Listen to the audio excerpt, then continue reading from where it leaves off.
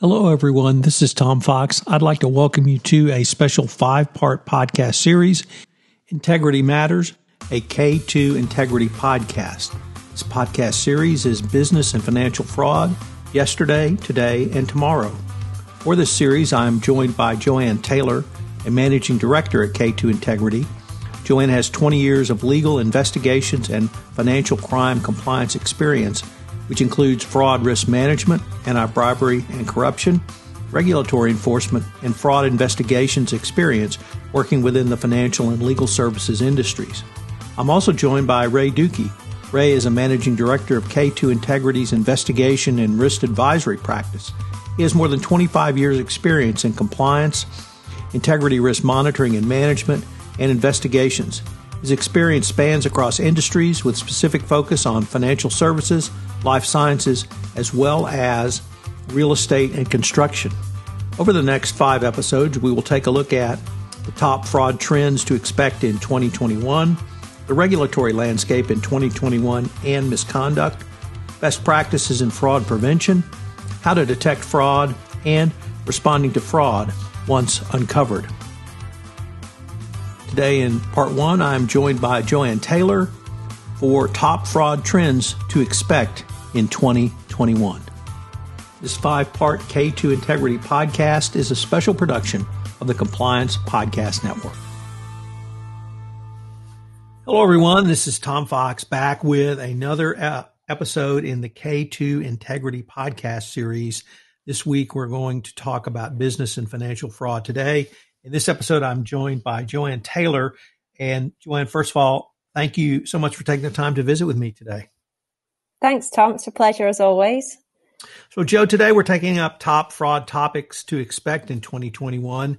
And I wanted to maybe start with, what are some of the trends you're seeing in the coming year or maybe even 18 months out? Well, I guess it's no surprise to say we're seeing an upward trend, firstly.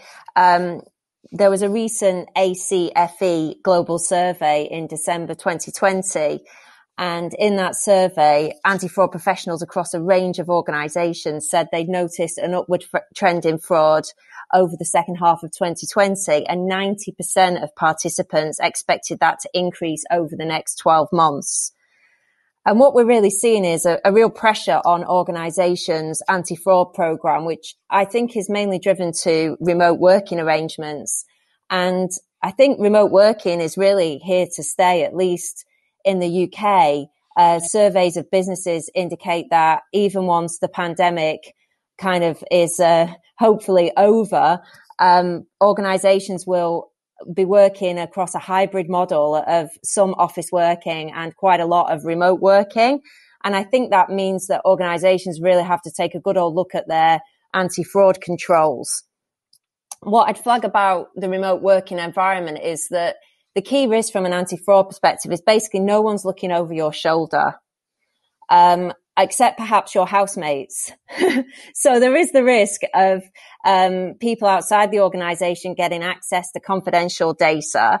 But also you have this broader issue around that blurring of the professional with the personal life, and perhaps people forgetting really what professional behavior means. And when you couple that with the pressure on employees to continue to deliver in this stressful environment, particularly those in, say, a sales role or a target-driven role, you can see real incentive for people to commit misconduct, across the board, perhaps even broader than fraud. And I think there's also the position around senior management where, again, pressure to hit sales targets, pressure to show good performance in an uncertain economy means that even corporate leaders may be tempted towards some kind of overstatement, perhaps, of the finances, manipulating profits to hit targets.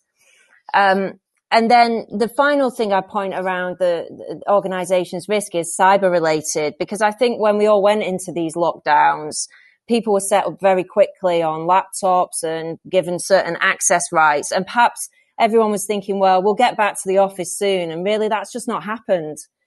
And so I think that we now need to be in a situation where firms need to reflect around their fraud program broadly and their cyber controls to make sure that this environment is as risk-free as possible. Joe, you put a lot into that, and I was really struck by the ACFE report issued in December, because frankly, that was one of the most terrifying ACFE reports I've seen. Although I read the report to the nations regularly when that's out, but the December one really crystallized many of the issues that you raised, and also I wanted to see if what you articulated really we could put that into the fraud triangle so people understand of pressure, opportunity, or pressure rationalization and opportunity. You articulated the pressure to continue to sell. But I wondered on the rationalization, would, being at home, being alone, I'm doing this on my own, I'm not being supported. Is that the type of thing that could lead to a rationalization? And then the opportunity, of course, with no one watching over your shoulder, does that the traditional fraud triangle model fit in the times we're in? I think so. I think there's a couple of elements to rationalization. I think one perhaps is maybe employees feeling perhaps a bit detached from their company. And I think that's why a solid employee engagement model is so critical, whether that's just making sure that people feel plugged into what's happening in the company, regular touch points, training, continuing professional development is so important. And then I think another aspect of rationalization is around perhaps, you might have companies who can't pay a bonus this year because they're really struggling. And then the rationalization kicks in. Well, I'm not getting my bonus and, my partner's been furloughed or has lost their job, and therefore I've somehow got an entitlement to, to do something naughty. So I think you see that manifesting itself in a number of different ways, potentially. There's been a discussion, at least in the United States, around the issue of human capital, but really culture. And it sounds like you're really advocating companies need to maintain their culture and perhaps even have additional cultural outreach to try to not simply detect these types of activities, but really prevent them. Would that also be a fair assessment? Yeah, I think so. And I think when we think about culture, it's tone from the top. So it's hearing from your senior leaders about what the expectations are, what the challenges are, and how we're expected to behave. I think there's an opportunity to reinforce cultural values through, say, the performance appraisal process that happens often this time of year in most organizations. And I also think training is really key. I've seen some situations where I think training has dropped off the radar at some organizations because it's considered, employees have enough to deal with, Zoom calls all day. We can't expect them to also do kind of training on top of that.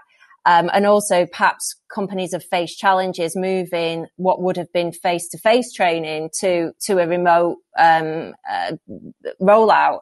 And perhaps that's stalled training. But I really think training is so important, and it really is important when it comes to fraud detection, because the stats show us that companies that train their staff on fraud detection are more likely to get tips. I had the opportunity to visit with one of your colleagues in an earlier podcast, Ray Dukey, and Ray scared me again when he talked at length about unemployment fraud. But I was wondering what your thoughts are around that issue. But if I could overlay even the greater stimulus to certain industries, particularly healthcare and medical industries, that have been funded because of the response to the coronavirus. And then, of course, the individuals who have received stimulus checks or other support from the government. How can a company really think through as huge an issue and a huge distribution of monies that we've seen in our lifetimes, or at least for quite some time? Yeah, it's pretty epic, I would say. And I think when we look at that there are some commonalities really in the abuses that we see both in the US, say in the UK as well, and I'm sure elsewhere in other countries. But in the UK, we have this furlough scheme whereby employers can furlough their staff and essentially recoup a high proportion of the staff's salary through this scheme. The UK government spent £50 billion on this scheme that will be as at the end of April. And they reckon that there's already been more than £3 billion of that money has basically been stolen through fraudulent claims. And of course, we see similar happening in the US. Say the state of California confirmed it's paid at least $11 billion of unemployment benefits that basically involved a fraudulent claim. In terms more broadly of the PPP, Paycheck Protection Program in the US, which again, we have similar in the UK, you've seen individual abuse of that scheme, but you've also seen very well coordinated infiltration, I would call it, of that kind of scheme. We've seen 80 people in the US be charged with stealing more than $250 million from that program. So yeah, extensive abuse, I think you see here, and that I think we'll see the fallout from that for years to come, really. What about in the area of PPE or personal protective equipment, companies that have purchased that for their employees, or funds have gone to purchase those types of products, and it turns out that the suppliers or vendors were engaging in fraud? Is that something that you have seen in the United Kingdom as a potential fraud risk as well? Yeah, we've seen that, absolutely. And I guess what's also interesting is we've seen kind of, I would say, questionable procurement practices around which companies have been selected to provide PPE and to act as middlemen. Sometimes also allegations about, favors being done to perhaps friends of people in high places, let's say.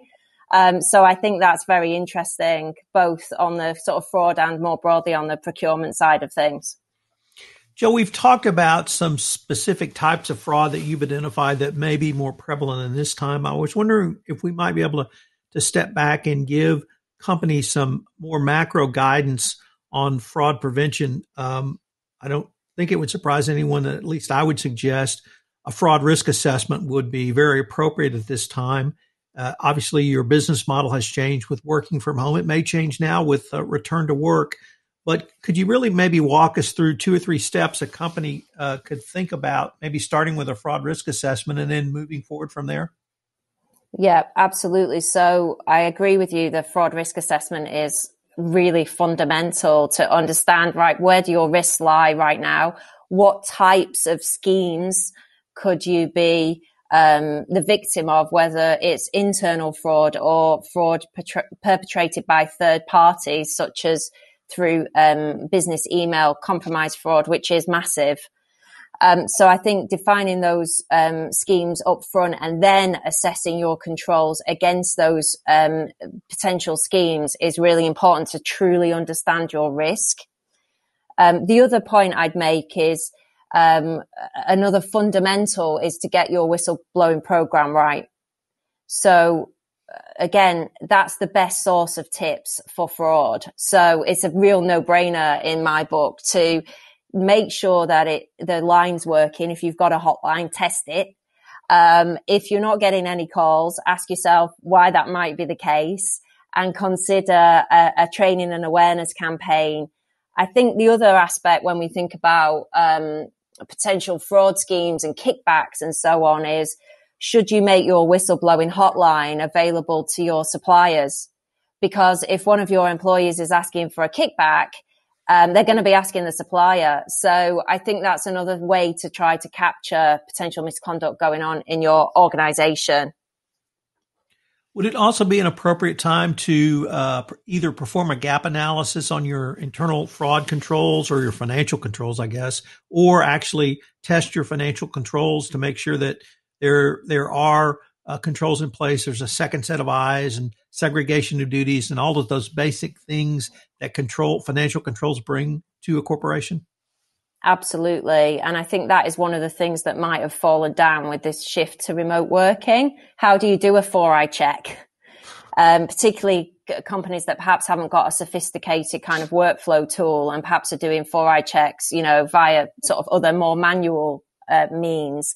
I think that is a massive risk. And there's a case I really want to talk to you about, Tom, perhaps in our next podcast, the National Australia Bank case, whereby it was exactly that. One person had the ability to sign off over up to 20 million Australian dollars worth of invoices, and without any 4 eyes, no secondary check. And that's exactly the sort of control failing that needs to be identified through either a risk assessment or through actual testing of the 4 eyes principle. Well, Joe, unfortunately, we are near the end of our time for this episode, but it's been a fascinating exploration of some of the top fraud trends to expect in 2020. I hope our audience will join us for our next episode where we look at the regulatory landscape in 2021. And I hope that I will be able to continue the conversation with you. Great. Thanks, Tom. Thanks for having me today. This is Tom Fox again. I'd like to thank you for listening to this episode of a K2 Integrity Podcast, Business and Financial Fraud, Yesterday, Today, and Tomorrow. Check out the resources available on the K2 Integrity website, which is listed in today's show notes. This special 5-part podcast series is a production of the Compliance Podcast Network. Thanks so much for joining us.